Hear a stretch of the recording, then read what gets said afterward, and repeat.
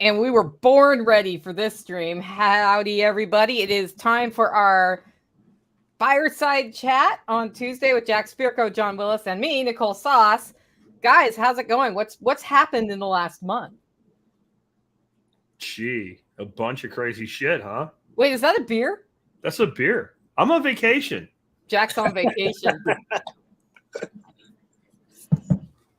Oh man, a lot's gone on in the past month. It's hard to the whole year's kind of spun together for me at this point by the time we hit, mid-year. So yeah. I'm not sure some of the things in my head right now if they happened this month or 2 months ago, but I don't know. Maybe people are coming to grips with things are not so great in Ukraine. That's one thing that seems to have happened. Bitcoin did nothing this month, even though it spiked and dropped a million times. Mm-hmm. Right? It spiked, it dropped, it spiked, it dropped. It's like 29K. That's what you're saying, right? Like, so that's been cool. New crypto bill came out. Somebody already asked about that. I guess we can talk about it a little bit, but I haven't been able to find the actual bill yet, so I don't really base my opinions on things people say about it. What else? I don't know. What happened with you guys? Like, John, what's new with you? More of the same, right? That's like we make all these videos and stuff, and people are like, hey, thanks for the videos, but there's so many times that I go to film stuff, and I'm like, we literally do this every single day. It's the foundation. So the little finite talking points that we change, 99% of it still remains the same if your life is how you want it to be, right? If you've built your foundation solid, most of the silly shit doesn't affect you. And I often question, like, everybody wants to talk guns right now, and all this the crime bill and all this bullshit. And I love talking it. But is it gonna happen, right? And if it happens, yeah, what does it matter to you? Like, you're not gonna turn your shit in. I mean, the California assault rifle ban, they had less than 1% of the people register their guns, and they say they have over 18 million AR-15s in California alone right now. Somebody check that. 8 million, 18 million, either fucking way. Yeah. There's 8 million AR, and we're not even talking about any of the other shit. Who are you going to send to go get them? Well, I don't know. The 19 guys they sent to get one dude with one gun, they didn't act very quickly. No. They kind of sat there for like an hour because they were afraid of one deranged teenager with one gun. So I think getting 8 million or 18 million out of California alone is not going to happen. I think my bigger concern right now is you're not going to disarm the American people. I'm not giving my shit up. I'm sorry. There's a pretty big threshold before I start shooting people, but you're heading there if you try to take away my ability to defend myself. And I think there's a lot of people like me. I guess my bigger concern for people is what's going to happen to all these people in all these businesses. Like, a lot of these guys that, like, they've built entire businesses in the firearms industry that could be destroyed. But again, there's nothing I can do about that. Maybe they need to go into making files for 3D printers. I don't know. Something like that. That. It's been interesting watching this current iteration of on that after the shooting, which is terrible, right? So I'm not always like, hey, I just want to come out and talk about why guns could have helped prevent the situation, but you kind of need to have that conversation now because they're saying eliminating the guns will help it. And then I looked, I'm watching the news a bit, and I'm reading that a church in Nigeria had a gunman come in. 50 people were killed. And I was like, hey, here's a question. I wonder what the gun laws are like in Nigeria. So I went and looked it up, and sure enough, you can have a gun. You can have a rifle in Nigeria or a shotgun if you're permitted, and that's it. Unless you are the government, which means that there weren't people in the church prepared to deal with this situation. But somehow somebody came in there with semi-automatic weapons and massacred 50 people. I compared it to all of the mass shooting headlines in the U.S. that same 2-day period of time, and our total number of deaths among 4 different locations that were reported were less than one church in Nigeria. And not all of that just serves to feed the narrative I want to further. So I'm like, I haven't really dug scientifically into this, but it is interesting that came up right then. And it's interesting to watch the reporting of every mass shooting when one person dies in a mass shooting. Like, literally, we had a 2-person mass shooting in Chattanooga. Well, let's call that what it is. That's Muslims killed Catholics in a Catholic church that was having a Pentecostal. So Muslims killed our Pentecostal. I guess they're Christian, right? Yeah. Western people go over there and convert people and take them away and give them a different kind of life. And then the Westernization says, we will protect you. It's the same thing that you just saw happen in Iraq, the same stuff you saw happen in Afghanistan. We got involved and then said, oh, this isn't our problem. And those people got massacred and all this is happening again. But your mass shootings that you keep hearing about, Chattanooga, what's going on in Chattanooga? You have gangsters that killed gangsters. You've got drug crime, you have gang crime, and they are considering those to be mass shootings now because it's all just spin it, right? And really, if we scrub all that away, what is this really about? This is not about protecting children. There's plenty of shit we can do to protect children.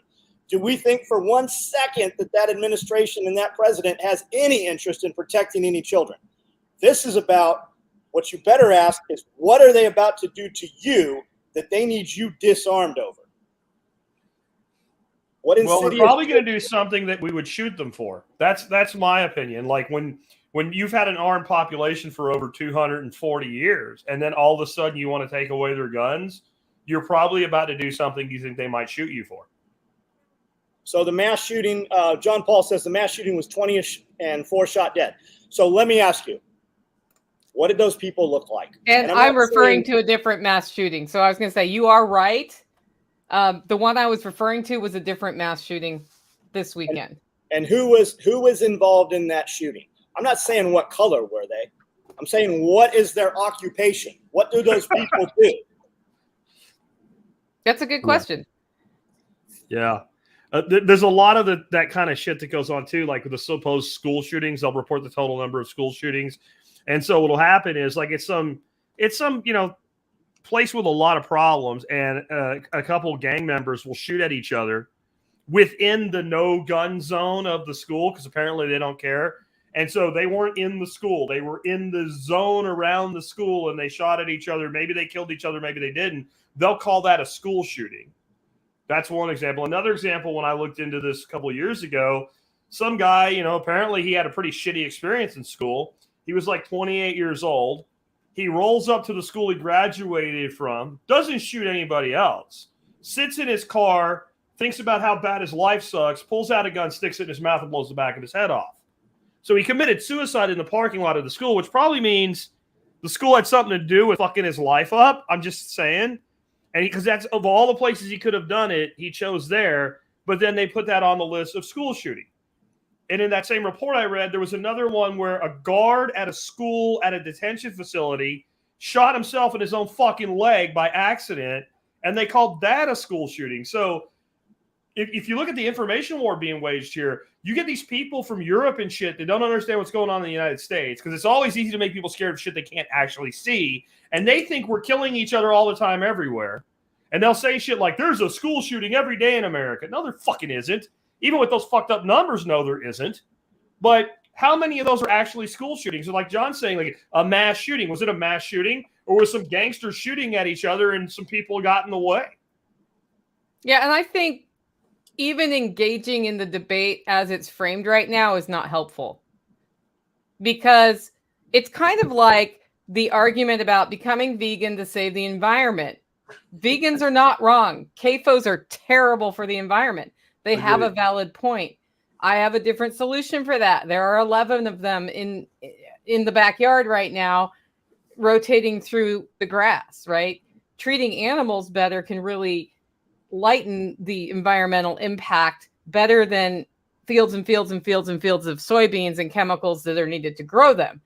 Same thing with the gun discussion. It's, all violence all the time, but that doesn't mean there isn't gun violence, and it doesn't mean that violence isn't a problem. But we're not discussing how do we address the violence problem. We're discussing a tool right now. Yeah, I agree, because there's countries where people are like, well, this country has this gun control, and they don't have hardly any shootings. You could probably go into most of those countries if they don't have high violence otherwise. If they're largely homogenized, peaceful countries. People don't have the fucked up mental problems they do in America. You could probably go through there, knock door to door and go, hey, man, here's your gun. Here's a box of ammo. And you could probably give everybody in that country a gun that would take it. And you'd probably have very few murders because that's a country where people aren't murdering people. Like, they actually have their shit together to the point where people aren't killing each other. Because then they invent words like gun violence. There's no fucking such thing as gun violence. I got a gun right here, right? It's not very violent, is it? Is it doing anything?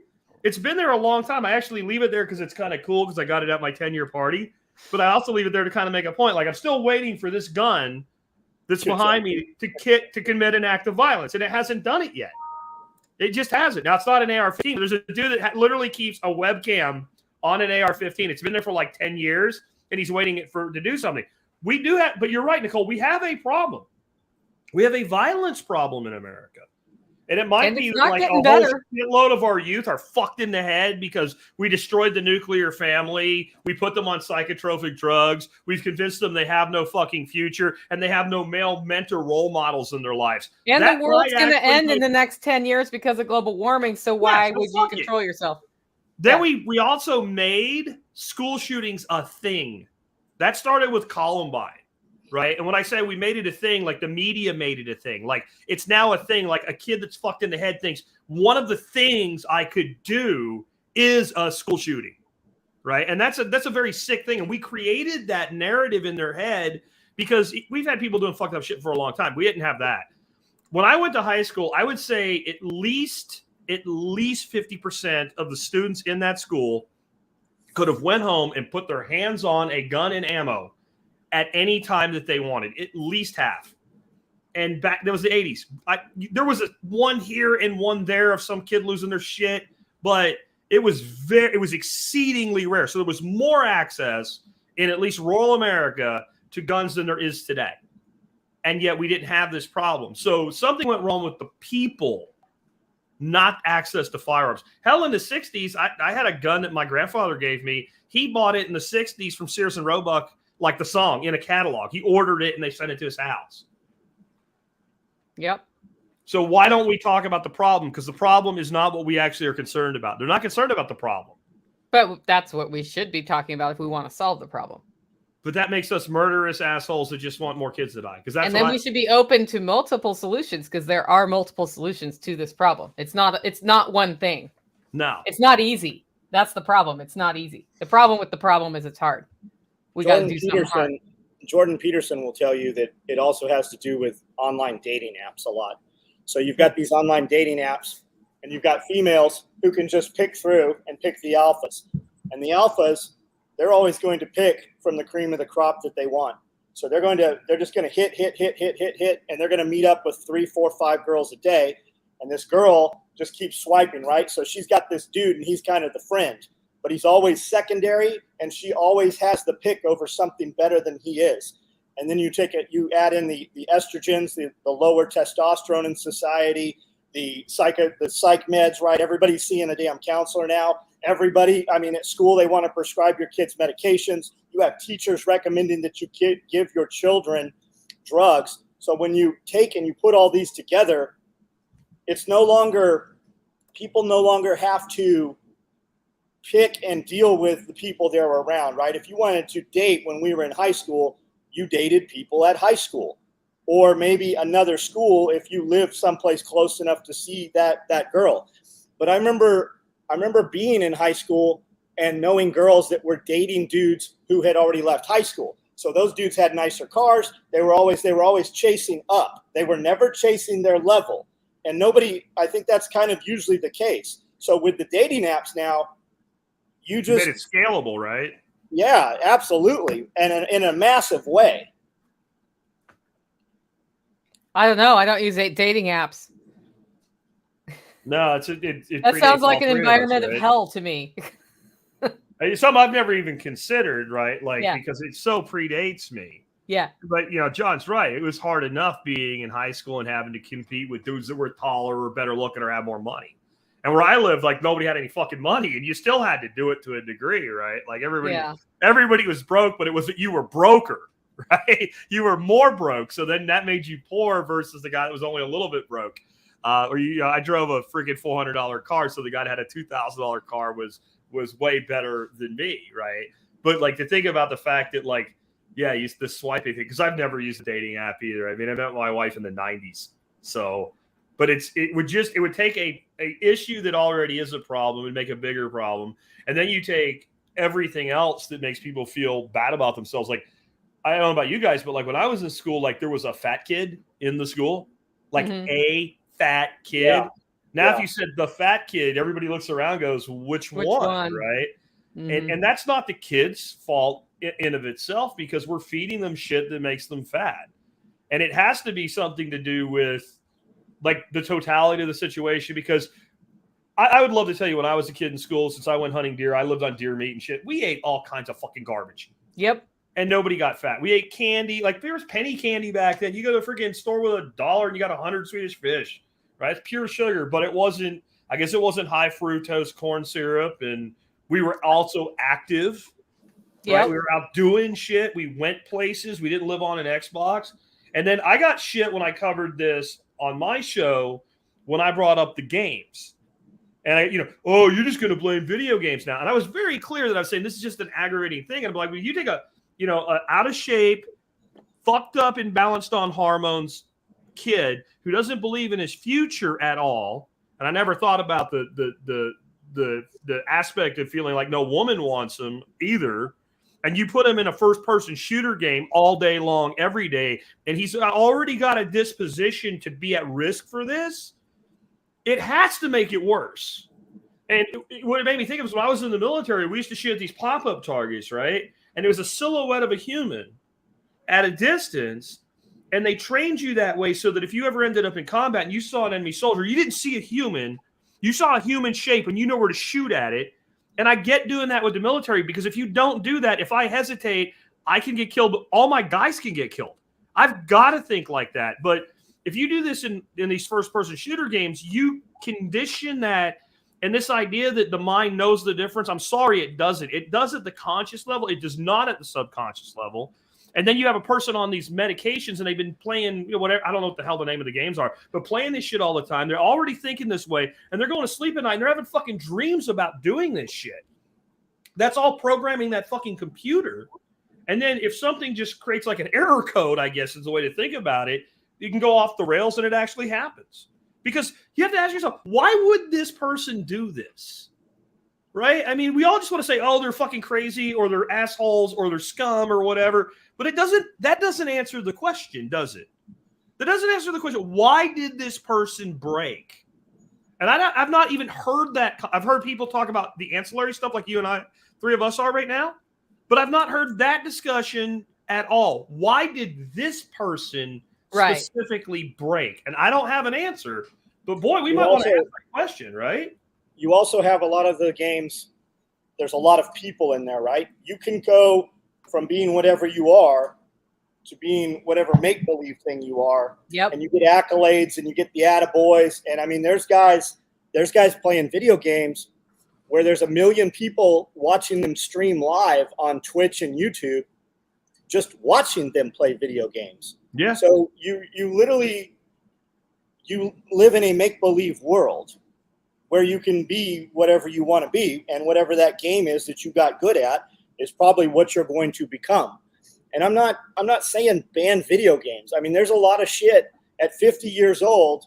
There are kids in video game, groups and social media groups that we're not even aware of. Like, it's not even on our radar.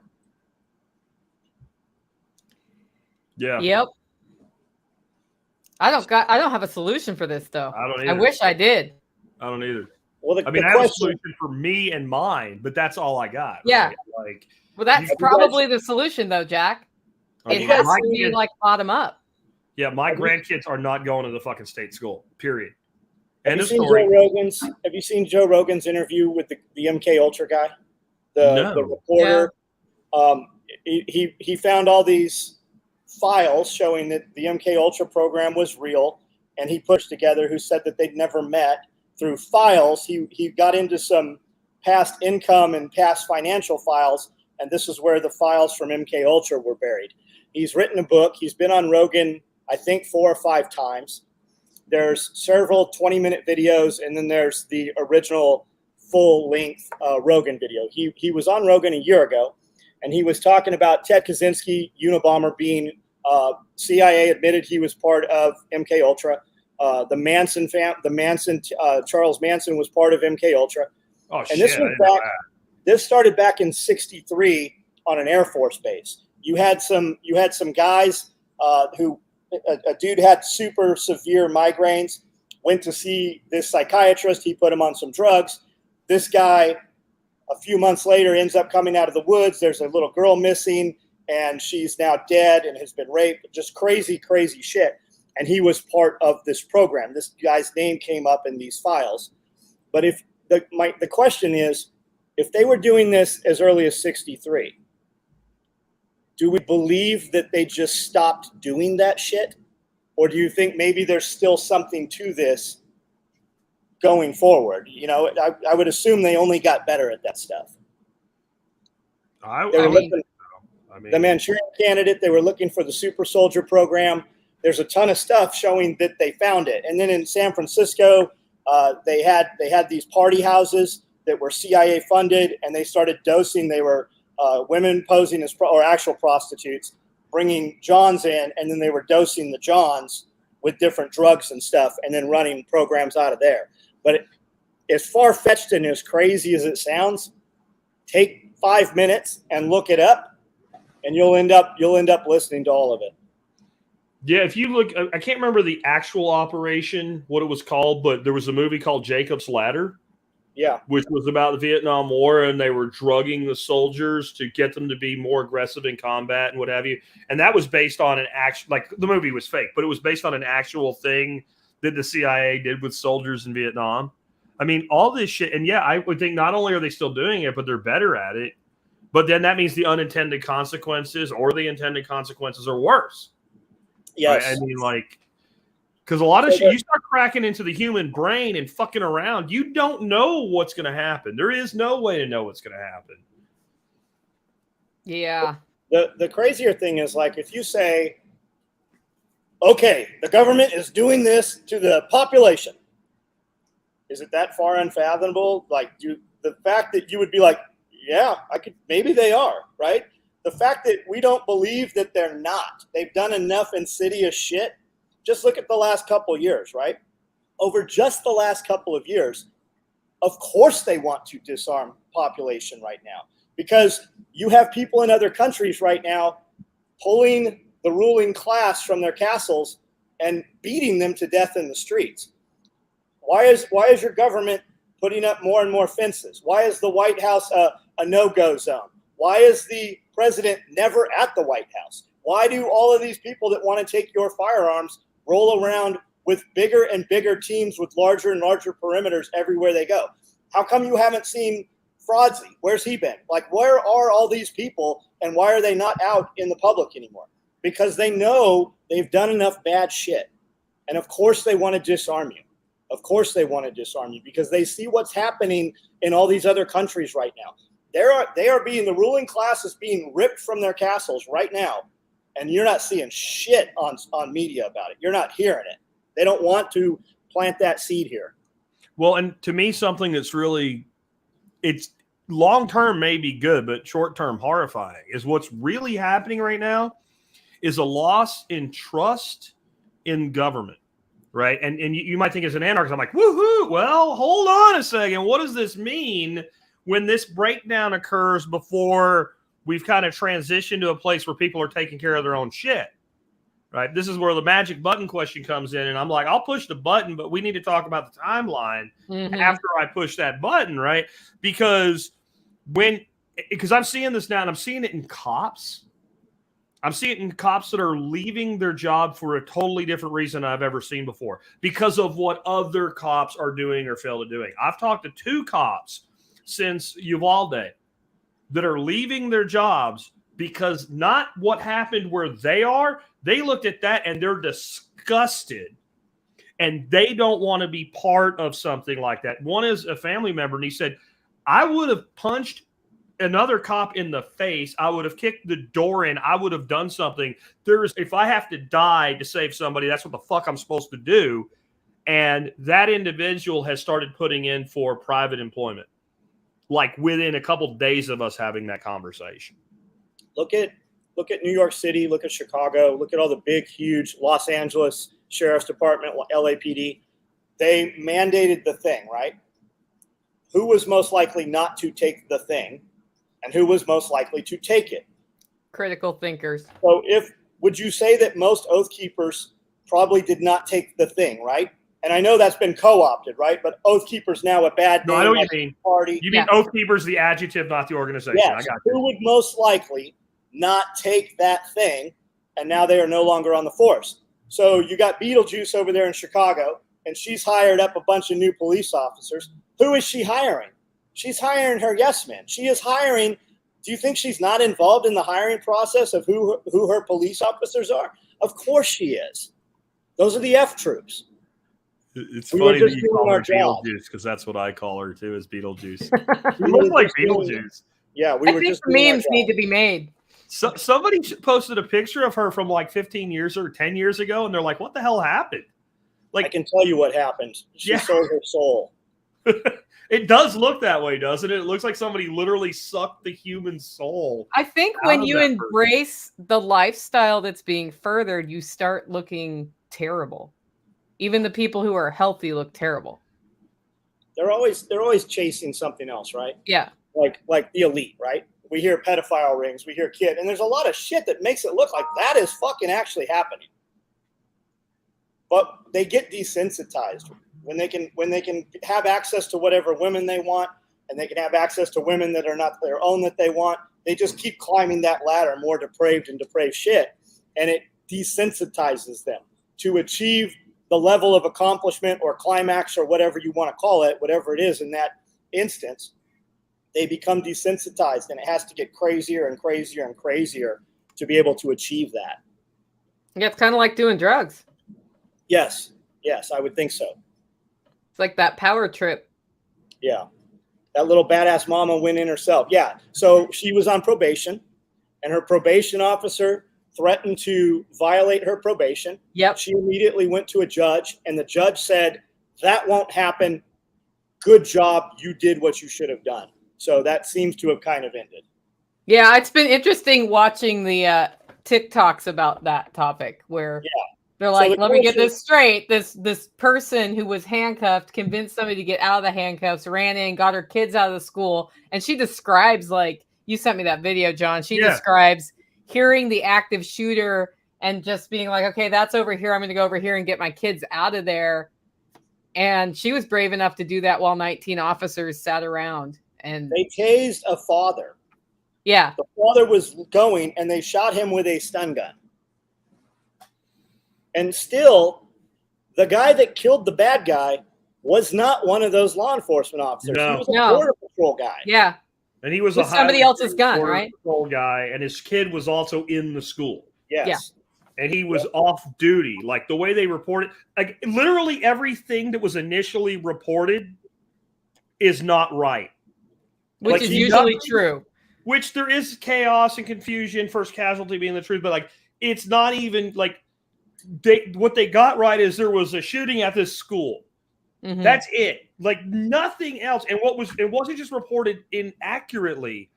It was reported definitively as fact and inaccurately. And then when we got the real story 3 days later on that Friday, that was all bullshit too. Like none of that was true. And then, I'm not one of these big things where like everything's a false flag.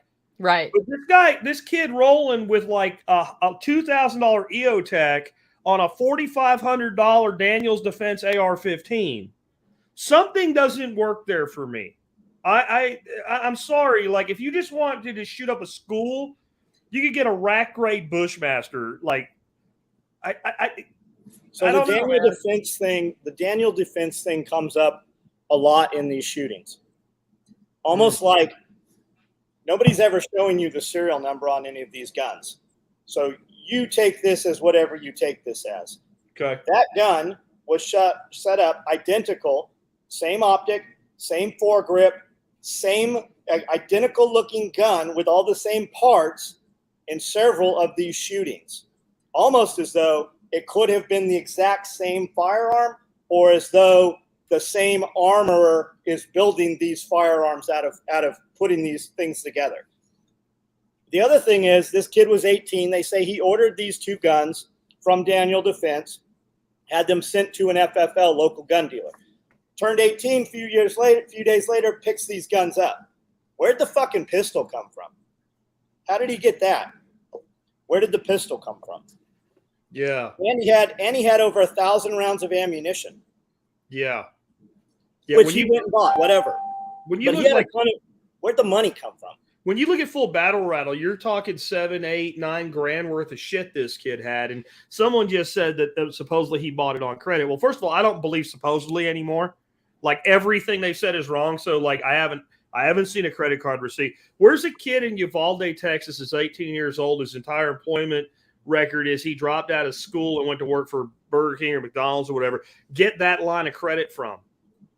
And it's not like his parents were rolling in money. So, like, I mean, that's a bigger line of credit than I got. Maybe he had credit. Maybe he did buy it exactly the way they said. Well, where'd the credit get extended from? Like, I'm sorry.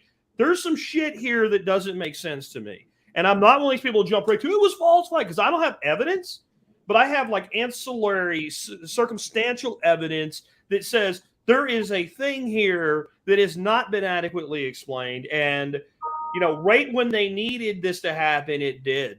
I'm not a big believer in coincidences either. Okay, I have another topic. Okay, we probably should go there because this one's going to be great.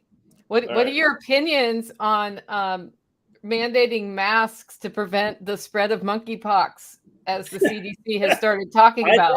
I thought we're done with the monkeypox thing, right? I thought is it still monkeypox season? There's no. Yesterday it was a headline: CDC's considering a mask mandate to stop the spread. I'm like, is that to keep us from French kissing too long? Like, what are they trying to stop there? Because they even say it doesn't spread airborne. Right. You're not allowed to say the false thing, right? So people call it the Fast Freddy or whatever to get past the algorithms. They're waiting on their next. They're waiting on their next staged event. So in the interim, let's roll back monkeypox. The monkeypox thing, they've already put this whole monkeypox thing to rest, I thought. The monkeypox thing, all but 2 of the people that contracted this were gay males. They came from a app on the phone called Grindr, which is a gay dating app. They have one dude who was in Africa, which I believe they said he was in a nightclub in Spain, met up with several people in this nightclub. These people went out. They all are admittedly, they know each other from the app. They met each other from the app. 2 of these people who had sex with other men had sex with females, and those are the 2 females. The pictures they are showing of the monkeypox are not monkeypox. It's photos of shingles or the smallpox, right? It's not monkeypox. It's all bullshit. Notice how this fucking went away. You didn't hear anything about it for the last 2 weeks. So here's what happened. The CDC recommended masks for monkeypox. Right. And then they dropped it 2 days later. It's the exact same stuff that they did, where it's like masks, no masks, masks, no masks. Have you guys seen the... Have we seen this anywhere before recently? During the CUFUS, they had these articles, like the Nashville newspaper or Nashville Online had this article. COVID is up 70%. Hospitals have this many people. They took that same exact article and published it for Texas. They published it for Colorado. It was the identical thing. People are saying that the shooting stuff, all these mass shootings, they're seeing the exact same article with just the states changed on them as well. It's the same bullshit with this. And there was like the one that happened in Buffalo. There was some pretty valid information about like that kid being involved in a Discord server where he was given a bunch of information and things. They say the Texas one was on the same server. Same server. And I haven't confirmed that, but I have confirmed the first one was. Like that is a thing. That is a known. So this all reeks to me of all being wrapped together. Yeah, monkeypox. Like the thing about monkeypox too is like it's a perfect thing to scare people with. Yeah, it looks terrible. Like this, and it also sounds like wow, this is new. It's not fucking new. It's been around for fucking probably thousands of years. It's been known for over 100 years. We have like it's an alarming number of cases. We have cases of it to get outside of Africa the same way and have for years and years. It doesn't travel well. It doesn't spread easily. It's basically chicken pox from a monkey. It's related to smallpox, but it's related to smallpox like cowpox was related to smallpox. It's not going to kill you unless there's something wrong with you. But it looks scary, and it sounds it's going to be uncomfortable. It looks really uncomfortable. It's on your fingers, your toes, and your taint. Yeah, and imagine if you're a person that before you heard about monkeypox, like a couple of weeks ago, you're driving around alone in your car with a mask on due to the CUFUS, as John calls it, and then you hear about monkeypox. How freaked out is that fucking person? Well, we do still have masks. Still, all it is Texas. We ain't had a mask mandate since like the first couple months of the damn thing, and there's still people. I saw them yesterday. In costume. Yeah, and not the ones that are attacking people at a demonstration and using it to hide their face. Like legitimately, they are actually scared, and they actually think this helps. We were at Michael's or Hobby Lobby or something, and the little boy girl at the cash register was masked up, right? So obviously she's sick, or he. And I shouldn't be in hers line, or she's scared to death of me, and I shouldn't be in her line. So if you want to masketeer and wear your costume, then other motherfuckers with costume, that should be the costume line, because there's less of them in public at this point. And then the normal fucking people, they can go over to all the other lines. You want to have your special needs masker, fucking give them their own. It's insane, man. And it's always like the Kool-Aid hair, right? It's not somebody you're like, man, that person looks pretty successful. They're pretty well put together. No, it's a motherfucker. You can smell they haven't showered. They've got the shitty Kool-Aid hair dye, and you're not sure if it's not all of them. I mean, some of them you can definitely tell it's a boy or girl, but there's clearly something wrong with those people. See, here I'm seeing the majority of people that are masked are actually like affluent white people, soccer moms, and so like if I go to the grocery store that I always shop up, it's like right down here, working man's neighborhood, whatever, you might see one or two people there. Sometimes it'll be like a really old person or a really fat person. Like, I get why you're scared. You're probably scared of everything, but you see almost none. If I go over to where my nephew lives, because he bought up and when he bought his house and probably spent more than he should have, and I go over there and it's all people that are like upper level white collar.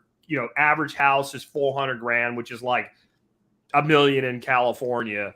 The same ones that I see 30% of those retards wearing masks. Virtue signaling BLM last year. Yeah, it's exactly the same thing. It's almost like I need to make sure people know that I'm not one of them.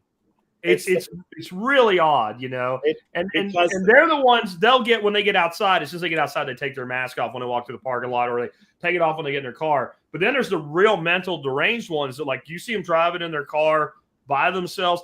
And until the transportation mandate, I'd always be looking like, please let there be an Uber sticker on that car so I know that person's me. And like, no, they're just in there. The dudes are painting masks over their fucking intake vents and shit. Because that's the modern day Biden sticker. Yeah. You don't need a Biden sticker if you have that. We know. It's literally going to be, it's like the 299 days. It's like Glenn's book, right? Those are the F troops. Those are the people that are going to come and try to take your shit from you. I got bad news for those people. That's probably not a good idea. No, not a good idea. Soy consumers. Okay. That was enough on monkeypox. Dude, I want to talk food. Dude, what do you want to talk about food about? just wondering. I love talking about growing food. I like food. I'm in a new garden plot this year. Well, an ignored one, and it's a struggle. I'm reminded of first year gardening and how hard that can be. You need silage tarps. Mm-hmm. Oh no, it's a nutrient imbalance or bacteria, or like the life in the soil imbalance, because my plants are not getting what they need. You don't have the life web established yet. I don't. I'm putting a lot of rabbit poop up there right now in reaction to it. There's a lot of shit in the air. Yeah. No, there's a lot of shit and a lot of chemicals in the air. I mean, is it so far-fetched to believe that maybe there's something in the air that's killing your chemicals? Let's not even go chemtrails and airplanes, right? Let's go Nicole on the other side of the mountain from Nicole, they crop dust. And that it wiped all her shit out on the other side of the mountain in her valley, killed all her shit. I mean, is it so far-fetched that maybe I've got plants out here looking pretty terrible right now too. That happened to me once with grapes that I used to have that I no longer have. The year that the TVA decided to spray under the power line, which is above my property, all my grapes died. And then I called the TVA and got put on the no spray list. And now they do not spray there. But that is a thing that when they're putting those whatever glyphosate or whatever they're spraying, it will drift, especially if it's coming out of an airplane.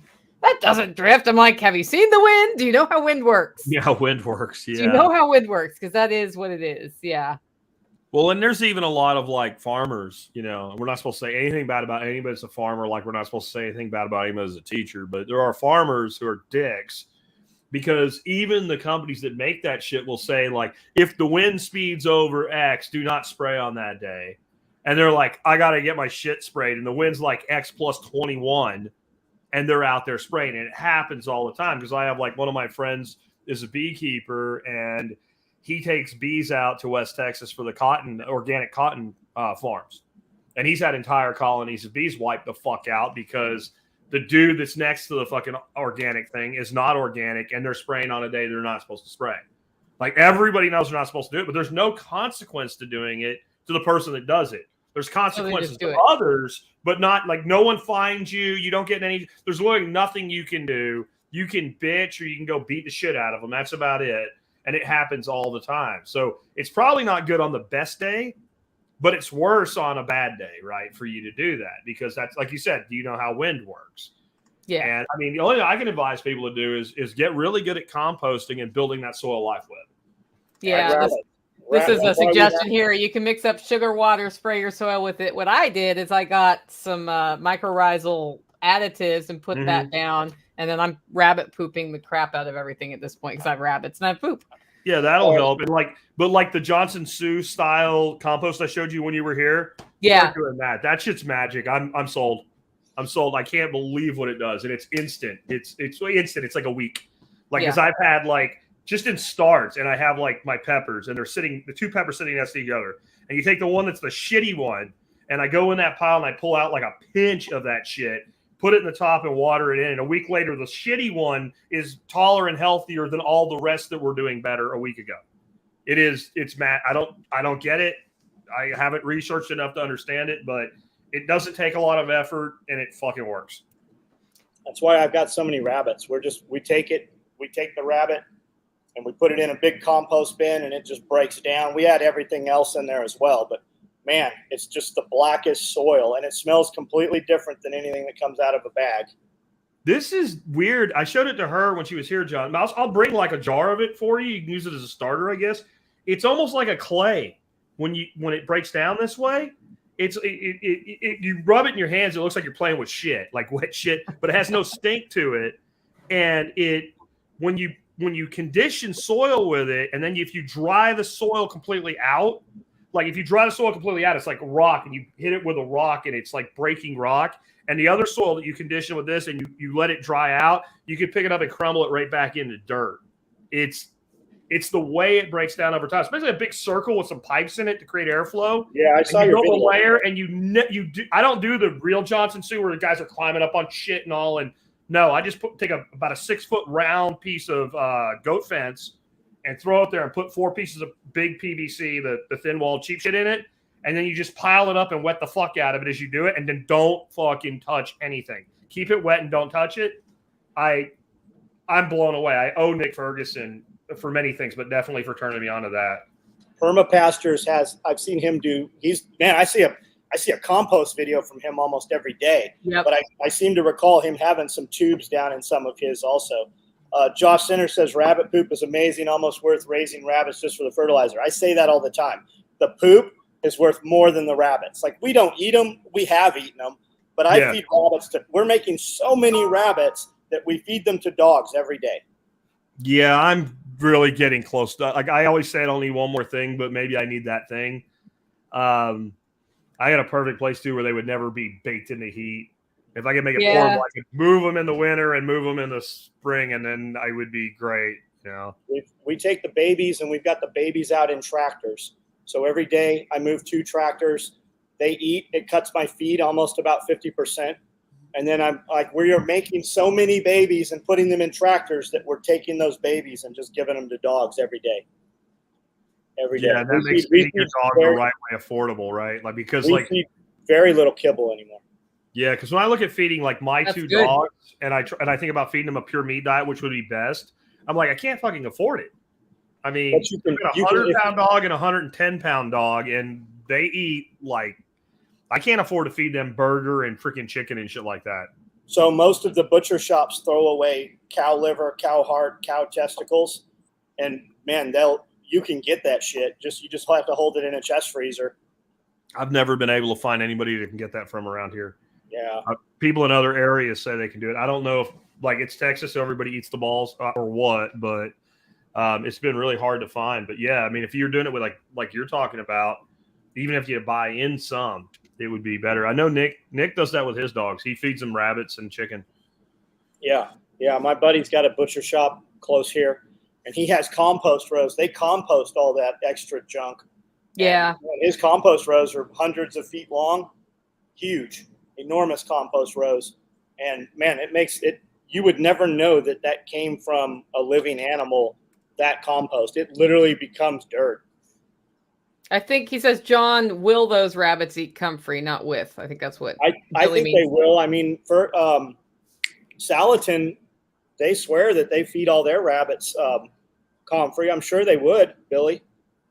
You want to keep with comfrey, you want to keep your feed ratios like 20% or less of total feed, though. Like the government shit about comfrey is bullshit, but if you overfeed it long enough, it can cause problems. Lawrence D. Wells, who wrote probably the 2 best books on comfrey, they're both short, easy to read, did the most research. He's the reason we even have a thing called balking. Like he just invented it, named it after a town in England because he needed a thing to describe the different versions that didn't apply to anything else. He talked about how they fed it to pigs, and once they exceeded a certain percentage, it killed the pigs within a month.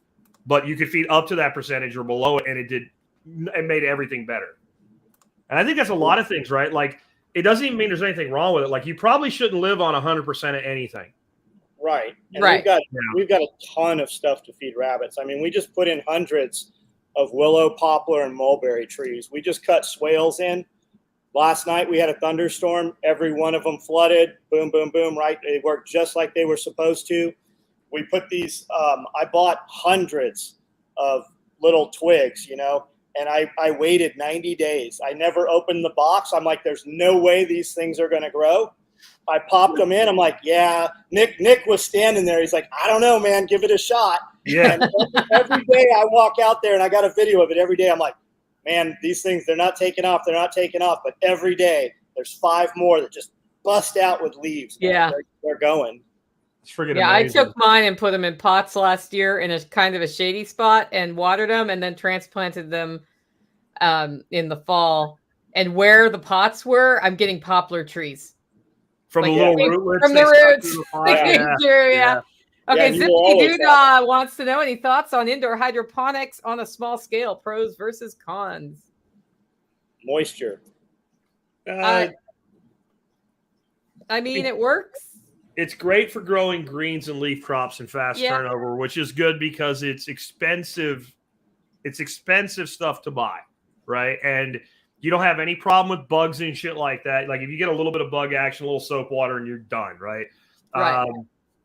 You can have some internal humidity issues, but if you're doing it small scale, it's not really a problem.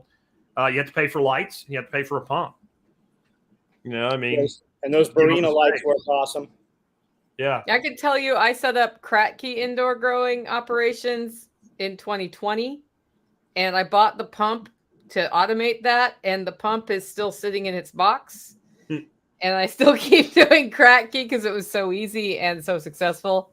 And eventually I will get the pump in, but if you want lettuce in the winter in Tennessee, it's actually a really good way to get it. Lettuce, and then things that are like really great kind of luxuries in the winter that are fresh, like basil. And dill. Like basil and dill and stuff like that. Like especially like the big lettuce leaf basil and shit. Or like flowers. that you're really growing for the greens when you do hydro, like nasturtiums. Nasturtium, yeah. Like nasturtium is a great crop to grow like that. Like those are the things that are like, if you're going to try to indoor grow tomatoes and peppers and cucumbers and shit, you're rigging up lights and some weird apparatus and crap, and it doesn't make any sense. Duck advice. Get another waterer. His ducks drain a 5-gallon water in one day. Any advice? That's exactly the advice I would give, John. Get 2 of them. Yeah. Get another one. Get 3 of them. Get 4 of them. Kiddie pools. Yeah, kiddie pools. I quit kiddie pools though, right? And the problem with the kiddie pools is the fuckers get pinholes in them, and then they're a bitch to get rid of. So you end up like fucking with an X-Acto knife, stripping them up and shoving them in the garbage bag so the garbage dude will take them away. You don't want to burn them because they make this toxic fucking cloud. So I used the concrete mixing trays you get at like Home Depot and Lowe's. Yeah. And they make them in 7, 14, and 21 gallons. These are 21-gallon ones. They last for fucking years. If you're not fucking stupid. I remember one of these we did, John was talking about trying to tell the kid how to open the fucking feed bag. Like there's a way to do shit. And so when you go to dump them, they have a lip on them. If you grab that lip, they'll start to get fucked up there and they'll crack. If you grab them by the corners when you dump them, they'll probably last 5 or 6 years. And they're like, the 21-gallon ones are like $11. Yeah, they're not expensive. They're not expensive. And then then what you do is you like plant a bunch of fucking trees that you want to live.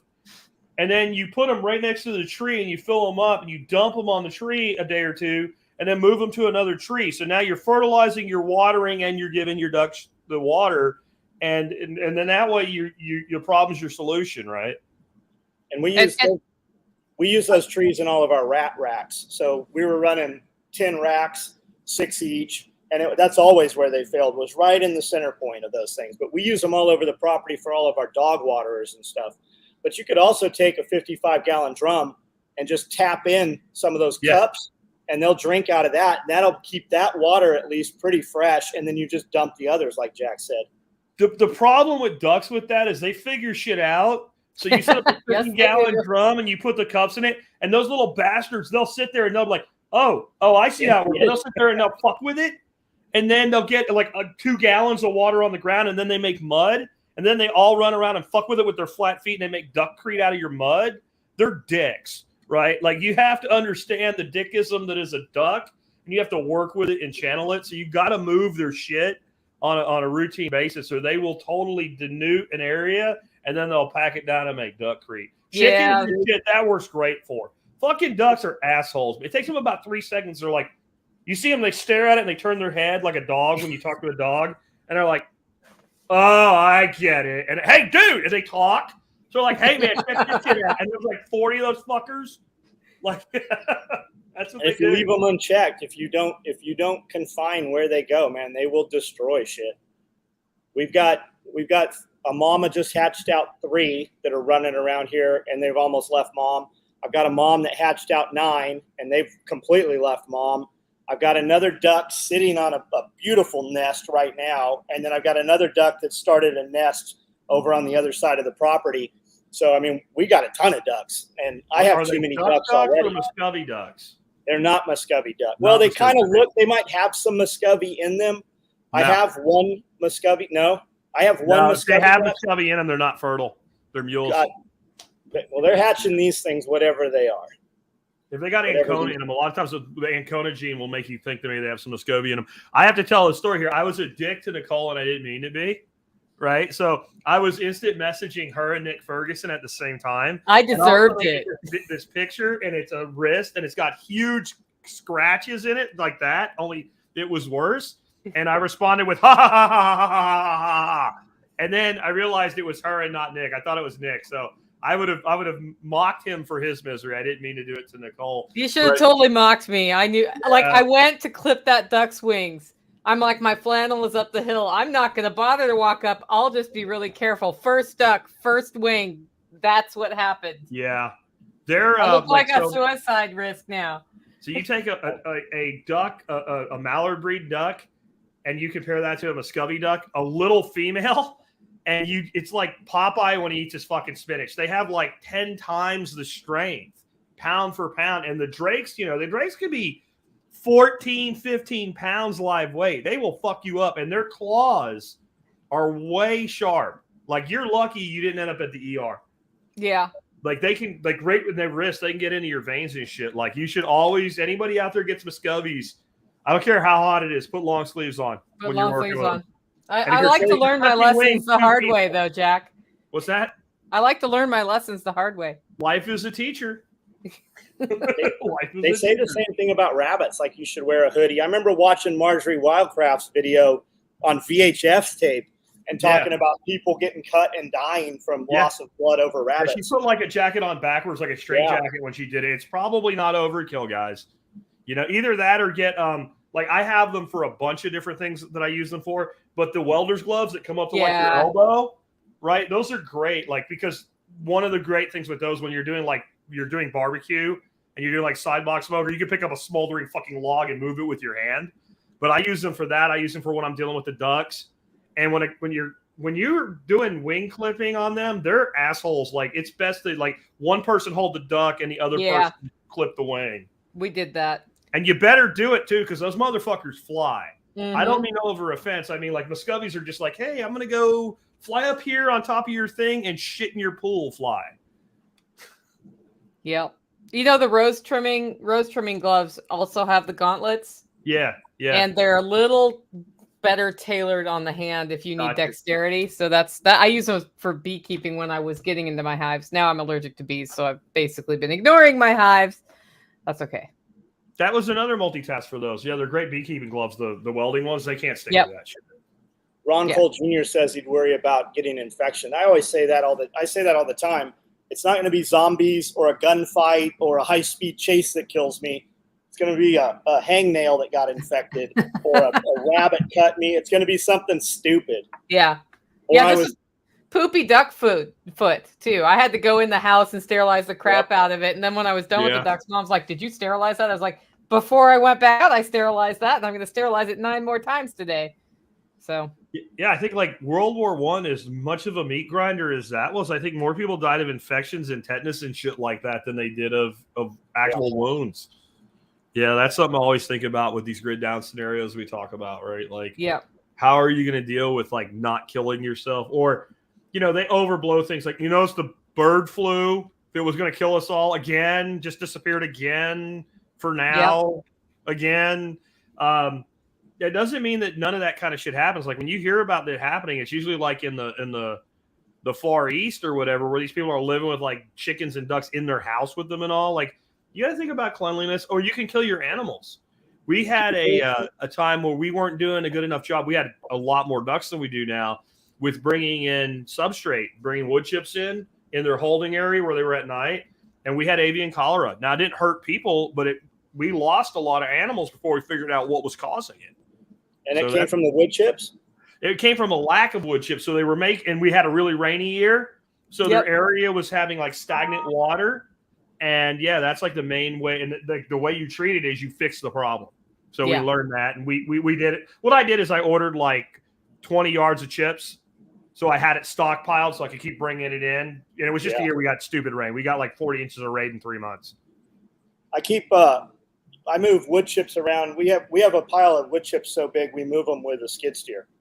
And when I do, and I hit certain parts of that where they've chipped different types of tree that seems to have a lot of different leaves in it, a smoke comes out of it. But it's not a smoke. It's like a mold crossed with a dust. And then all of a sudden, dude's like, hey, you got to be careful. You'll go to the ER over that. And then all of a sudden on YouTube, it starts popping up with dudes that went to ER over this. So like everything is so damn interconnected. You'll have a conversation and it'll definitely show up marketed. But that is something to think about. I do have a ton of wood chips here. And when we move somebody told me once to be really careful of gardening because I could kill myself by accidentally harvesting a weed that's growing next to a plant and killing myself. And I thought that was the stupidest dang thing I'd ever heard in my life. Until this year when I was out there pulling weeds in my garden and I saw, what is that called? The poison, sumac? Not sumac, the other one that kills people. I keep forgetting this word. Foxglove? Nope. Tactical's screaming it at the screen right now because I keep forgetting this word. It's It's very poisonous. People commit suicide with it, and it has hemlock, poison hemlock. There was a little hemlock in there, and I'm like, that actually could kill me. Well, it used to be a thing with foraging. There was I can't remember the plant now. It's a bulb. Yeah, and it grows right next to camas, which is death camas. Onion. There's something super poisonous that looks like an onion too. That's not. Yeah, that's camas. I'm trying to think of the one that people eat though. There's a thing that looks a lot like the camas that people eat, and it's really obvious if you just look at two and pay attention which one's which. But if you're a pioneer out in the field and you're trying to survive and get across the freaking country in a covered wagon, you could get one of those into a pot of them, and you could kill yourself. It's a relative to hyacinth. We have wild hyacinth here, and we have hyacinth and camas, and they grow side by side. And the hyacinth is edible, and it kind of tastes like a sweet sort of potato-like thing. It's a little more starchy, but it's also a little more sweet. And then when you look at them side by side, if you don't have the top on them, they're not that different. They're really not. If they have the top on them, it's obvious. Do you not keep a poison garden, Nicole? I don't have to. Nature keeps a poison garden around me. That's why that hemlock got in my garden. Yeah. It's all over the place. And foxglove grows here too. Do you think we should be more worried about like avian flu, monkeypox, or I don't know, maybe the fact that all these food factories are burning down? I mean, we just had an egg factory burned down that was putting out 5 million eggs a day, has been around over 120 years, has never burnt down, but all of a sudden this week, boom, burned to the ground. Well, I understand you have 300 eggs there, so you'll be okay. But his point is valid for like the rest of the country, right? Like, because I looked into this, and apparently like spontaneously erupting in flames for food processing facilities, because all the shit they do is a thing. It does happen, but it's an average of 2 to 3 a year. And I think there's been 22 this year, which we're in June. Yeah, so it is a thing. Yeah, but we also need to understand the scale of food processing plants in every state. Like, look at the numbers. That 22 is still not a lot yet. Yeah. The 3 hit by aircraft though is that was interesting. So it makes me think when I was a kid, I was sitting at a creek one time with a bunch of my friends, and there was a quart beer bottle in the middle of the creek, and I picked up a fucking rock, and I just like whoop, and smashed that motherfucker. Now, of course, I'm like, yeah, I did that shit. I just threw the fucking rock, and it happened to hit that bottle. This would be like there's 3 bottles 100 yards away in opposite directions, and I did it 3 times in a row. Like the odds that small aircraft that could have went down anywhere. I'm not saying it's impossible. I'm saying it's highly improbable. We're under attack. Like Xavier, we are. Yeah, I'm not saying we aren't. I'm just saying people make it sound like there's no food because of that, and that does impact it, but it's not like Xavier saying. Like it's not as many as you think when you hear the scale of it. Xavier, your TikTok is fucking awesome. Holy shit. Holy shit. We were just in my office this morning showing a bunch of dudes your TikTok. I love this too. Anyone who doesn't see this is a 2-legged Muppet cow. Did he just call me a Muppet cow? Did you say you didn't see it? No. Okay, I did say it wasn't as big of a problem as some of the people are making it out to be. I think it is. I think it is a big problem. I think that we're doing it disjustice by not having the conversation. Well, and here's why I think it's a big problem, Nicole. So let's say that you had a 2% shortfall in production of any given food substance on any given year. It's irrelevant. It's a rounding order. Let's say that you're already in a pinch situation. You add a 2% shortfall. Right. Okay, you have a big fucking problem now. And then let's just marry that up with just-in-time inventory that we run everything on, and then let's throw inflation on top of it. So if you wanted to do this through malice, you wouldn't go blow up 99 fucking food factories in one day, because then people would be, even the Muppet cows would be like, hey, fuck, boo, look what they did, right? Where if you do it a little at a time and you have other things to blame while it's going on, you can really shove that well over, and they don't need to starve the whole country. All they need to do is create enough of a problem in enough places that enough people start getting fucking pissed off and burning shit down. Right here. And all you need to do is aggravate them a little bit to maybe that thing wouldn't do it alone. And then you just go, what the fuck else can we fuck up? Oh, here's a cop beating the shit out of a black guy. Let's put that on TV and let's lather that up at the right time.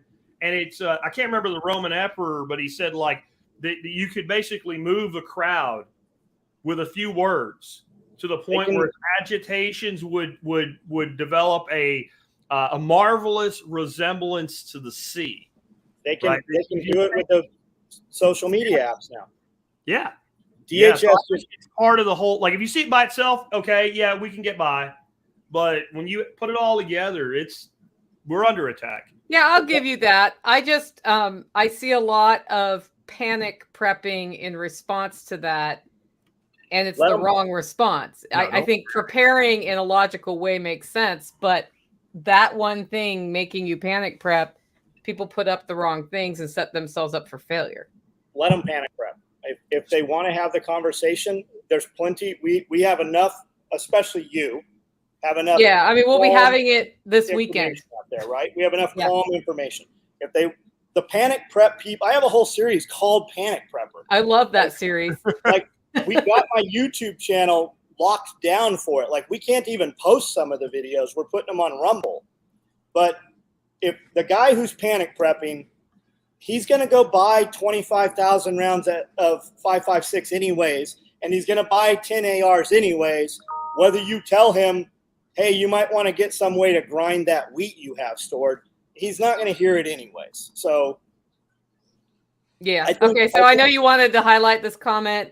Yes. Jack, I know you also only wanted to stay on about an hour, so if you need to bounce, I'll make a deal with you. As long as I can go get another beer, I'll stay on another 25 Go minutes. get a beer. We're good to go. Let me see what it says first yet. DHS just came out with a bulletin saying next someone wants to be violent. Yeah, that's because they're going to fucking make it violent. I'll be right back. Yeah, that I believe. Pulling the levers.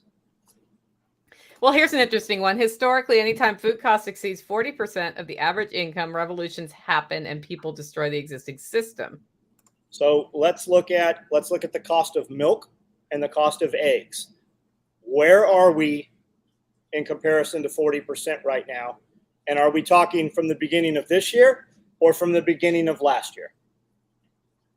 Well, it's 40% of average income, right? So if average income in this country is $50,000, then what's 40% of $50,000? And is your total grocery bill for the year 40% of that? And when they talk That's what they're saying. When they talk inflation is not what's not calculated in there. Cost of food, cost of fuel, cost of rent, cost of mortgage. That's where most people's money goes. Mm-hmm. For most people don't have $1,000 in the bank right now. So where are we at with those numbers? So I've got a guy who since I think 2020, but at least 2021 has put out a weekly grocery shopping report on my MeWe group. I started reading his stuff on my podcast last Monday. And when he started, I think a dozen eggs was about 99 cents at Aldi. They were $2.29 this week. Just for context. They were 49 cents at Aldi in 2015. That I know just because somebody was mad at me because I was charging $3 for my eggs that I now charge $5 for. But actually I don't do chicken eggs anymore. But watching his thing both shows you a problem of inflation, but it shows you where it's overblown. Like it's still going up and down. You can start seeing the cycles. What's the end game to pulling these levers? It's to get you to fight amongst yourselves. Because if you're fighting amongst yourselves, you are not going to be organized enough to go grab them. Do you think how many of these elite and super rich dudes just stepped down as CEOs from their company over the last 2 years, 3 years? And why did they do that? Because they can't convert for cash. To cash out, they have to step down in order to sell the stock. They didn't take all those millions and billions of dollars and set them in a bank account. They bought assets with them. They bought helicopters and islands and bunkers and yachts. Why? Because if that dollar collapses, that asset they bought can still be traded for whatever the currency where they are is. The US dollar devalues at what? If you had $10,000 in your safe 2 years ago, how many eggs would it have bought compared to how many eggs it will buy right now? Or let's say diesel gasoline. I hold 600 gallons of diesel over here. I used to fill both of those tanks up for right about $1,000. It's taken me $1,000 to fill not even a full one right now. And that's just in a time period of less than 12 months. It's interesting that Xavier said that manufactured, what was the comment? Difference between past revolutions and now is one is being manufactured on purpose. This one is being manufactured, and we're not going to stop it. I think that's the thing people are having trouble with. They keep wanting to stop it. It's not going to stop. So what's the next thing you do? What would you do in martial arts? You're going to go with it and direct it where you want it, right? So how do we direct this in a way that's better rather than scream about trying to stop it and fail at that? Best way to block punches to not be there, Danielson. That's a good right? Get out of the fucking way. And the thing about, I agree with what X is saying there on this is manufactured. Most revolutions throughout history have been manufactured. The difference is we manufactured them other places, and now they're manufacturing it here for us. That's true. That I would agree with. I don't think anything changes until people have had enough and there is violence. I don't think you're not going to vote this away. And when you look at, go ahead. I was just saying, if you look at like Ted Kaczynski's manifesto too, this is some scary shit. Oh, I heard you read that. If you're looking to take over the apparatus of power, you don't want to take over the apparatus of power until everything is so fucked up that you don't get any of the blame for how fucked up it is. If you take it over while it's a little bit fucked up and it just gets a little bit worse fucked up, it's your fault. But if it's completely fucked up when you take over, you can actually continuously blame the prior as you remanufacture things the way you want to be. So if you actually want to completely alter a society, you need to destroy it before you change it. Or you won't be able to change it because you'll get your head thrown on a pike while you're trying to do it. And what if they do want to lower the population, right? What if they know something you don't know? What about the Deagle report? As crazy as that shit sounded, that dude supposedly worked for several different presidents across history. You can go as crazy as you want to with this. The question is, what do you believe or what do you don't believe? What is the catalyst? I don't know. Can we agree that it's happening, though? Does it matter what they've done it? I think the depopulation's already happened. It happened culturally before this started, though, just by encouraging. No, I agree with that. So we're having fewer and fewer children in this country and have been for a long time. That's what I'm saying. This is a phased-in depopulation, right? So, like, if you just kill everybody and you're the people in charge, you have a fucking problem, right? Like, how do I keep everything fucking working if I kill too many of my livestock at one time, right? So what I need to depopulate through there'll be some mass murders here and there and some famines here and there and shit, but I really need to depopulate through basically entropy, right? I need to have a lower reproduction rate. So this has been going on a long time. If you go on YouTube and search for demographic bomb, you can watch a documentary about this that's decades old at this point, forecasting a decline in population. If you add to it this fucking clot shot they just gave everybody and the reproductive issues it's adding, and then you add that dudes are walking around with higher estrogen levels than testosterone levels, and chicks are walking around with higher freaking testosterone levels than they should have. And then you add to it half of the population of young people now thinks that they're a different sex than they are, right? Like, you're going to have a reduction in reproduction. You're going to have that. Like, I think that 20 years from now, the global population will be less than it is today if nothing else bad happens. And I mean significantly, too, not a little bit. People think, I just saw Elon Musk tweet about this. I'm like, holy shit. Like, even he gets it. People think that China has that one-child policy. China's current fucking reproduction policy is 3 children. Has been for years. Yeah, and it's in fucking, their population's in decline. one of the reasons we have this shit going on with Russia and Ukraine that nobody talks about, Russia's fucking population is fucking like terminal in decline right now. Like we have depopulation going on all over the world, and the places where we have population growth, it's where humanity's at its greatest level of stress. So like a principle in permaculture is a species is most at risk when its population is either extremely high or extremely low.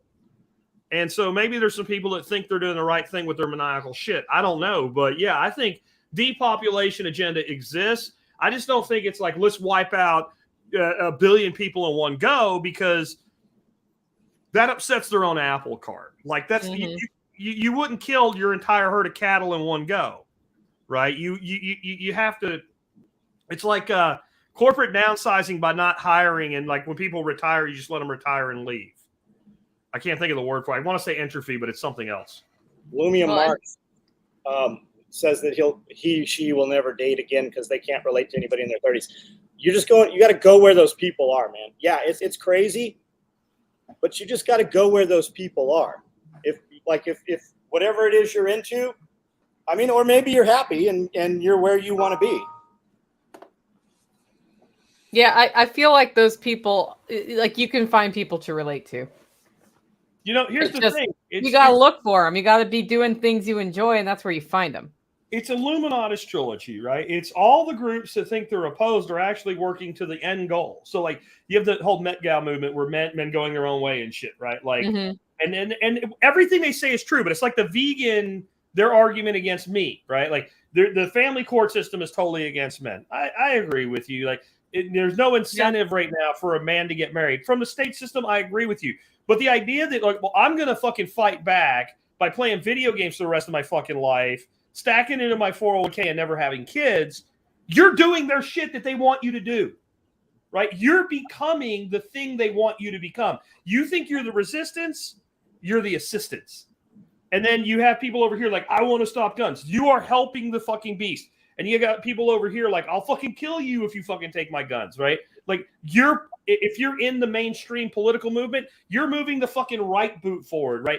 If you have not read Illuminatus, you need to. Because when you see that pattern, again, it's one of those patterns where you look and you go, fuck, there it is, there it is, there it is.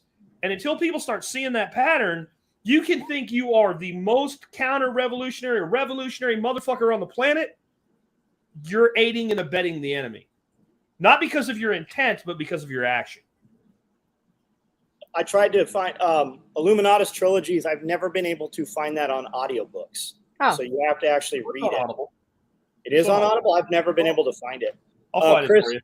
Perfect. Chris Harker, I blame endocrine disruption for all the gender bender stuff. Our stolen future details how these chemicals wreck sexuality in birds. DDT, I think the same thing is happening. Let me say, endocrine system, you need iodine to control your endocrine system. Chlorine, bromine, and fluoride block the uptake of the other, right? So there's a video, it's about 90 minutes long. I have probably posted it 100 times. Every time I post it, within a few days, I start getting notifications saying they've killed the link. It's a video called Poisoning Our Water. And it is about the history of fluoride and how they got the United States to put it into the water, and how it was a dentist who was a scientist that worked for Alcoa. And up until then, we exported all of our fluoride. The United States and China, I believe, are the two only countries that fluoridate their water still today. And it's absolutely insane when you watch these videos. And it's what's crazier is how fast they remove the video when it's put up.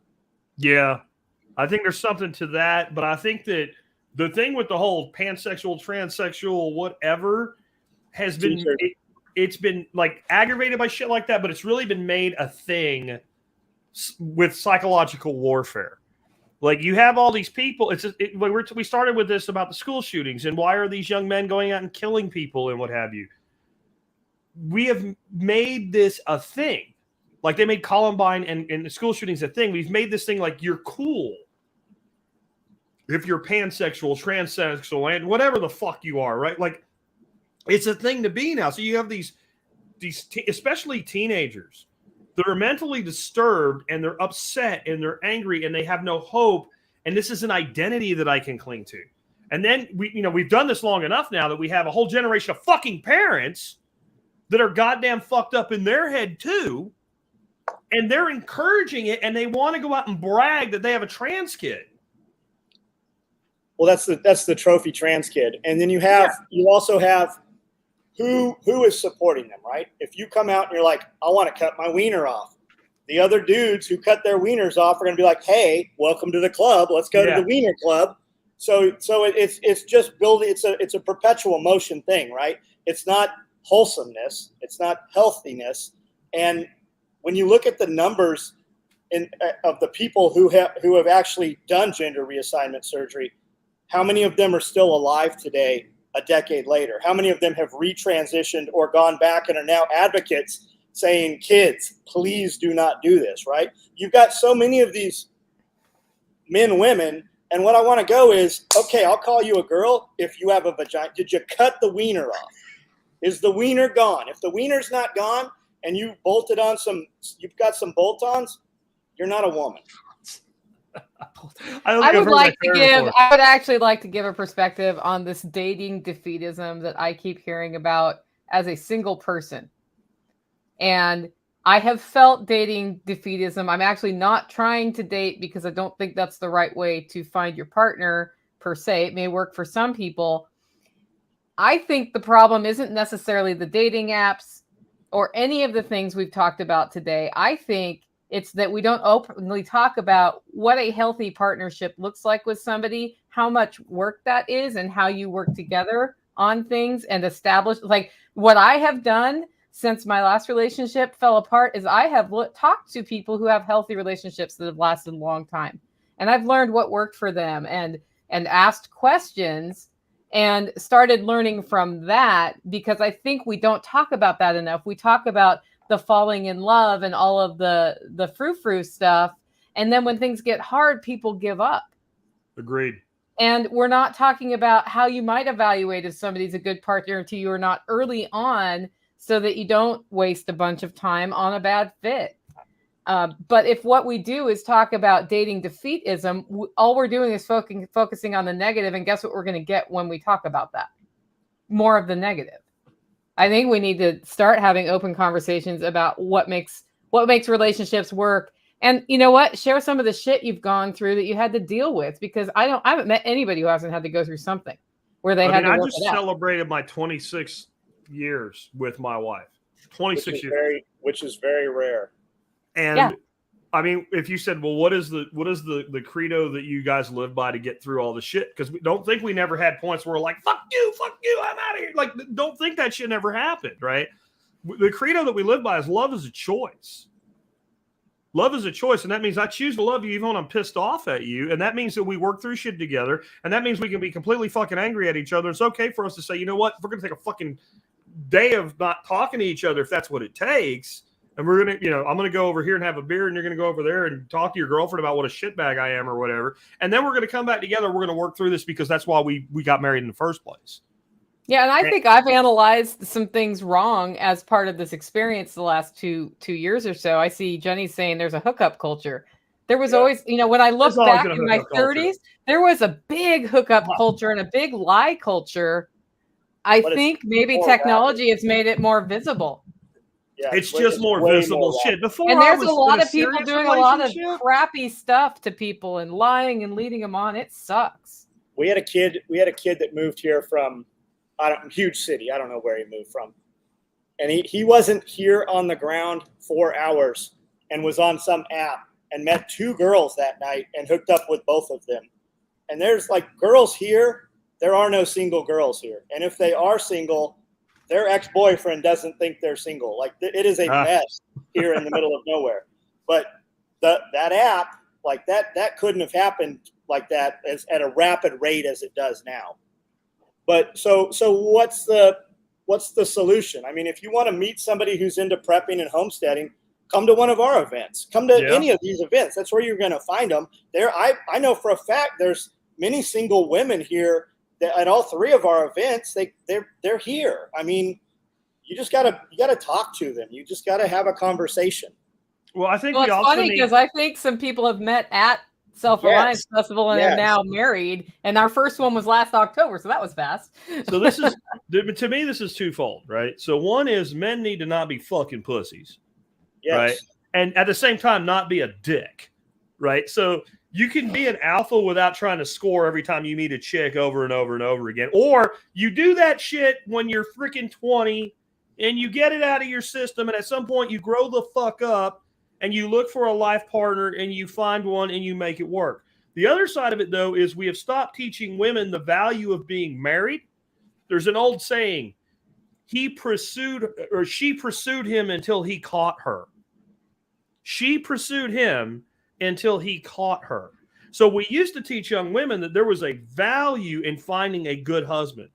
He might be alpha, he might not, I don't know, but he might not be the guy with the fastest car or the best looks, and all that shit fades anyway. But he was a good man that would make a good husband that would stay with her, provide for the family. And so there was an expectation that as a woman matured, she would seek a husband. Men are fucking stupid on a level compared to women. We really are. If women would cooperate, because women think they cooperate and they're actually always stabbing each other in the goddamn back.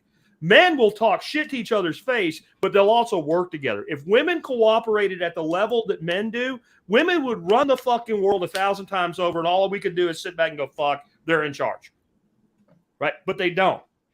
They don't do it, and because of that, you end up in a situation where I think it's because we need each other, right? So you need the guy to be the 51% dictator in most relationships, in my opinion. And we've stopped teaching, I guess you'd call it basic home economics, right? That there's a value in that relationship. And we teach women that, like, what you really want is. And I think no matter, I don't care if you're talking about a woman, a man, a shim, I don't care what. When you start telling somebody what you really want is, whatever you say is wrong. You don't know what that person wants. But you can teach them that there's a value in a thing.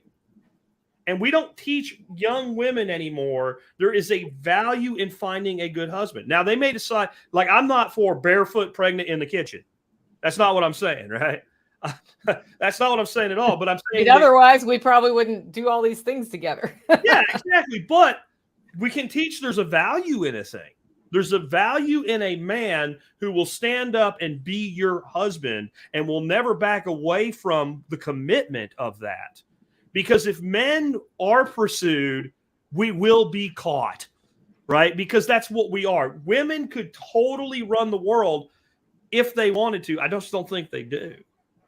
I don't think they do, but it's because men, we are very responsive to women. We're designed to be responsive to women.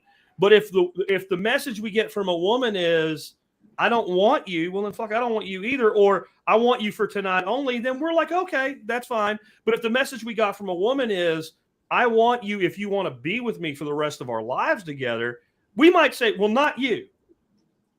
Okay, not you. But if we are presented with that option, we're going to pick somebody. But if you leave us to ourselves, we probably won't. There has to be some effort made by the other side. And I got to open the door because the dog's scratching on it. That is the way that goes with that dog. I think a lot of 20-year-olds don't get that hookup thing out of their heads, right? Jack said, do it when you're 20, right? I think a lot of guys, a lot of kids are just weak. And maybe like Billy Bond said, maybe it is just lack of testosterone. Maybe that is what the issue is. And that's fixable if you identify it or you want to fix the lack of testosterone. But I think that a lot of these guys at 30 years old, nobody told them, hey, get the fuck up and go get a job. You're not going to stay here and play video games the next 10 years. But I mean, I've had dudes walk in here that are 32 years old, 30, 32, 35, still live at mom and dad's house. And they saw something on the internet. They thought they wanted to come work at SOE, and they don't make it a day, 2 days, 3 days, and they go back to mom's house. Those guys, I've had dudes come in here, and I'm like, you're a virgin, aren't you? And they're like, yeah, how'd you know? At 36. You live at home. There's pretty good odds. Whatever. But I think that us in our world, we are not aware of how the most of the world is. I agree with that. And I'll tell you something, like, it sounds like you're kicking these people. I'm not. I'm trying to motivate I know. And that's what I'm saying. Like, it sounds like we are kicking these people. I'm not singling you out, John. But I don't think we are. I think what we're saying is, like, this is not human. This is not normal. This doesn't make sense. The concept to me, I moved out when I was 16 years old. And I know that's young and that's not typical. But even if I'd been 18, 19 years old, the concept to me that a man or a woman could be 30 and without some sort of extenuating, fucked up life circumstance is living with their parents. I don't even understand that. It doesn't make any sense to me. Why would you want to? I get the person that had a life reset and they bit the bullet and they went home and they saved money for a little bit and got a new place. But I'm talking about somebody that's willingly, continuously lived at home. Maybe went away to college for a few years and went straight back. Like, when I was in the Army, when I got out, I went back to Pennsylvania and I stayed at my dad's house for like 2 weeks, and it was very uncomfortable for me. It was like, this isn't my place anymore, right? I don't own this place. It's not mine. I'm not responsible for it. And the fact that people so willingly do this today, and you can say it's because of the economy or whatever. No, bullshit. Like, if you want to actually have a place to live as a grown-ass fucking adult, you can fucking do it yourself. You can get a roommate. You can figure it out. The fact that people choose this, I'm not picking on the people that choose it. I'm saying there's something fundamentally wrong. Kind of where we started at, there's something fundamentally wrong with an 18-year-old kid that goes and shoots freaking, elementary school kids. Like, there's something wrong there that people choose to do this. And make no mistake about it, it is a fucking choice. You can work at fucking Walmart and you can afford to live somewhere on your own, some way or another. But you don't. And I feel like if you end up in a situation where you end up at mom and dad's house after you've moved out, that can happen. Yeah, that's what I'm saying. I'm making allowances for that. Every day's number one goal for me at that point would be get out. I mean, maybe if I had cancer and I was dying, that would be a different thing too. Or, there are things that happen, but I could see catastrophic financial stuff happening and be like, I really just kind of need to sleep in the guest room, Mom, while I get my stuff together. But every day would be like, how can I make money? How can I help around here if I'm not finding a job? Where can I go volunteer? So I'm developing relationships so that I have enough credibility to have a job offer, like all of those steps that you need to take. Because I know people who've hit that skid before, but they're all like, I want out. Well, and if I had a young person and they're like 22 and they're still living at home, I would immediately alarm goes off. But if it's like, no, what I'm doing, man, I'm stacking money, and in another year I'm going to be able to go pay cash for a house. I fucking respect that. And I hope you're paying your parents something for the space you're occupying, but you're stacking cash so you can go establish your life debt free. I respect that. Not what I did, but I respect it. But these people that perpetually live, it's like they're waiting for their parents to die so they can get the house. Yeah. And I think that's part of that's how many one-child fucking families exist now too, that's right? Their business plan. That's their business plan. Their business plan is to wait out. Yeah. In a bad economy, multi-generational households will come more and more common. Imagine dysfunction that will ensue. I don't know that it will. Like, if my mom moved in here, it would totally work. We work together. She works for me right now, right? It would totally work because we approach things as a family. And I think that can be done in a healthy way. It's that other, user dependency thing that doesn't go away, and not putting the effort in to the family economics. That's a huge problem. I think the lack of multi-generational families is part of the problem. And I don't have a multi-generational family under a roof. So I'm not saying that as, I'm doing this, you should be. But we used to have our grandparents help raise our kids. So they got a different perspective on history. History is his story, right? Your kids knew the story of your family because the grandparents were around. When you needed to go do something, or the husband and wife needed to spend time together, there was grandparents. I see people on social media every day who can babysit my kids for 2 days. You don't even know these people, and you're out there shopping. Why are we so apt, and why will we so willingly take our kids to government school to let them get programmed? Because it's free 8 hours of babysitting. That's exactly what it is. That's exactly what it is. So the multi-generational family, while it might be difficult, I think that would be a wonderful thing. Why do we have kids, the welfare society, right? The first thing when a woman applies for assistance is they want to know who the dad is so they can mandate child support, whether you have an agreement or not. I got hauled into court multiple times. My son's mother and I had an agreement. I paid her money. They did everything. I had to get an attorney to not have a child support order going through the court. I have another son. I pay $2,500 a month in child support. His mom gets $1,300 out of that every month in San Diego. Today, the system is designed to destroy families. Planned Parenthood. What is Planned Parenthood? That's Margaret Sanger. It is eugenics. It was designed to limit undesirable people from having children. It is literally word for word the same charter that's on Planned Parenthood's walls right now today.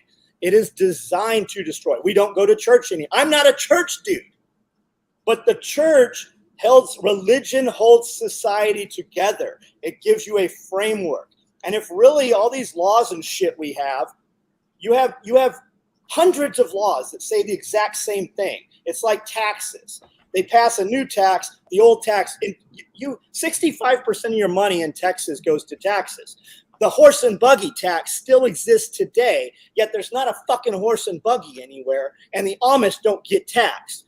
It's just absolute insanity, and it is all we need is 10. We need 10 laws. If you go back to 10 laws and you put repercussions for breaking them, you wouldn't have these problems that we have.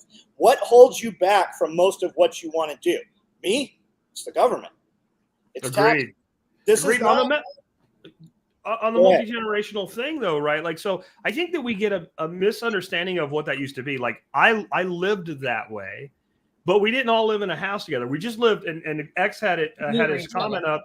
We lived near each other, and we relied on each other. And what would happen is maybe like, so grandpa dies, grandma doesn't really want to take care of the whole place anymore, and either one of the kids in their family moved in with grandma or grandma moved in with them. But while everybody was still alive and kicking, it was just a mutual support system. And then you got to think about how fucked up things become. And you talked about church. Just think of things like Thanksgiving dinner and shit like that. As soon as you make divorce common, well, everything's fucking complicated now. What the fuck did everybody do before divorce was common? Thanksgiving happened. Whoever the fucking matriarch of the family was cooked fucking dinner. The other fucking people went and fucking helped cook. The kind of the senior grandparent that was closest was where everybody went to, and everybody went there. You mentioned church. So I've never been a big church person. They drugged me when I was a kid against my will. But one thing we did have was Sunday dinner. Yeah. Sunday dinner. Yeah. Everybody went to grandma's house. You were going to fucking go to grandma. You didn't. All of us. Optional. And it's everybody. Like, I had an uncle that worked down in Philly, which was like a 2.5-hour drive. He never missed Sunday dinner.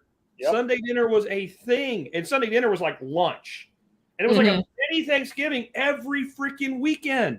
So how strong is that family? Well, now throw a couple divorces into the extended family. Now what happens? Well, I can't go. I got to go here. And then you start having people have to move to work, and you move outside of a reasonable driving distance. And all of a sudden, that whole nuclear family element, it's not just about grandma, great-grandpa, and freaking the new family living in a house together. It's the community of them all being close enough to interact and rely on each other. And like, I need somebody to watch the kids. Well, there's 4 people I can pick from. And that way I don't take one grandmother and she becomes daycare for all the kids all the time. And then instead of being, I get to have my grandkids, it becomes, fuck, raise your own kids. Yeah.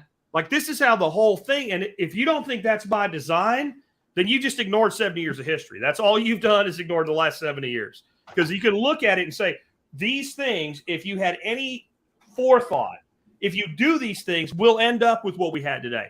And you wouldn't have to do it with hindsight. You could just go back to when they occurred and said, if we had this society working this way and we did these things, what would the result be? And you'd be able to project it forward as easily as you could put it backward, right? And so that's where we're at. I got to go soon, guys. We're at. Yeah. Gotcha.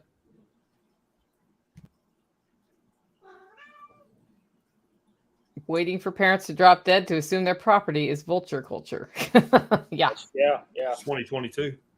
Listen, guys, I have this conversation almost every night. I do a live feed every night at 9:00 on YouTube. We can talk about whatever you want. Join in. If you don't like the conversation, then type out some words and the conversation will flow and change. We can have that. You want to have that conversation in person? You want to have the conversations that we can't have on here face to face? We can leave the phones and go out and talk. We can do that. But you have to come here. I'm never going to come where you are. You have to come here. But those doors are open. And 1,000 people come here every month. So you can do that if you want to have that conversation. I think communities are popping up, right? I got people moving here to this town all the time because of tactical response, because of my company. Go where there's things at. I have people that move here and realize, man, I really don't like that John Willis guy. But their life is a whole lot better living here than wherever they came from, and they hustle. If we have problems in the world, solve them. If you don't like the way your shit is, do something different. And people are like, well, I can't afford. Don't tell me you can't afford. I moved here from California and didn't have gas to get all the way here when we left California. Anything is doable. Whatever you think your story is, you haven't heard a lot of other people's stories. Yeah, I agree with that. I moved here to Texas in 1993. I had a $400 car. Everything that I owned fit inside that car, and that car was a Mustang 2, right? So a little bit more room than a Pinto. It was everything that I owned when I got here. Don't ever tell somebody who has made it from nothing that you can't do it, because I don't know about you, John, but that's where I quit. Like, I will work with somebody, I will mentor somebody, I will help somebody when they tell me that, well, you know, you had it easy or like privileged shit, or like, fuck off. And I'm not saying never. I'm saying right now you are not in a place where anything I will do for you will help you. And I will say that when I was really young, I had some good mentors in business. And I often used to say to myself, not to them, I was smart enough to know not to ruin it, but like, why the fuck won't you just tell me what to do? And the answer that I can say now looking back is because they didn't know what I should do. They knew the principles I needed to follow, but they didn't know what I should do. And those fuckers were smart enough to know they didn't know what I needed to do. All they could do was give me the principles. And that's what I think. They were building your resiliency. Yep. And your willingness not to quit. And yeah, they were also fucking with me at times to see if I would stick. To see if I would come back, to see if I would quit. So in other words, are you worth my fucking time? Yeah, we get new guys in here. I don't want to know your name for 90 days. 90 days. That's like for real. I don't want to know what your fucking name is. When the guys here have given you a nickname, then I'll be interested in you. Yeah, it's in the military called fucking new guy syndrome, right? Like you're brand fucking new. Like, we'll see if you're not dead in a couple months, then we'll worry about you making you one of our own. Yeah. Well, it is kind of funny how that works, because as somebody very much in the building part of my businesses, which I think you're probably always there, but I've in the last 3 years, like every year, I'm like, this is the year I really have to push. And I'm like, that was bullshit last year. No, this is the year I really have to push. At the same time, every time I push, somebody else I know that I didn't know was going to help me usually says, okay, you're working hard. I'm going to come help push you over that edge. And that is why it's important to cultivate real relationships where you're not bullshitting people, because that's a thing. And also, I think that is how people become successful, is other people who are successful are like, okay, they're actually trying. So I'll introduce them to the lawyer they need, or whatever it is but you got to try. You got to try hard. Yeah, you got to prove yourself. Yeah. All right. Well, I think Jack needs to sign off here. Guys, Self-Reliance Festival online tickets are sold out, but you can still get them at the gate. The way you get to the gate is you go to selfreliancefestival.com and you look at the address. It's right at the top of the page, and you show up at the gate anytime after 8 a.m. Saturday. We'll have staff there who can sell you tickets if you want to come. You'll be able to see Jack Spirko talk. John Willis is going to be there. I'm going to be there. We've got Billy Bond from Permapastures Farm, who was on here. I know Mike Vertrice, who was in the comments, is coming. He's a pretty cool dude. Great Wolf Tactical is coming. He's doing blacksmithing here. Great Wolf Tactical is going to be there. Yep. Homestead Glamour Girl is going to be there. Whole bunch of people. Remember, it is Self-Reliance Festival. You have to be able to find here If you can't find here, you have to have some semblance. Guys want to come work. They're like, I want to come work. What's the address? I'm like, you can't work here. You can't. Don't find it. You can't find it. You're too. The address is so easy to find. It is so. That's easy what I to tell find. people when they can't figure out my email address. Yeah, no like, shit. Can I email you? Sure. I can't figure out your email address. Yeah. You're not qualified to email me. Listen to one podcast. Drops to the new email. Yeah. Yep. So that's all over at selfreliancefestival.com. Jack, any last words before you go back to your vacation and have that third beer for the day? Yeah, just keep on, guys. Like we were saying, people will help you if you try. When I see somebody busting their ass, I will help them. When I see somebody that wants me to help them so that they can then get the courage to bust their ass, I don't have time. Yeah. I don't have time. Just keep on it. And you guys, thanks for doing this once a month. I'm glad to be here with you. Yeah, this is fun. I'm going to roll now. I got to go. My wife's home.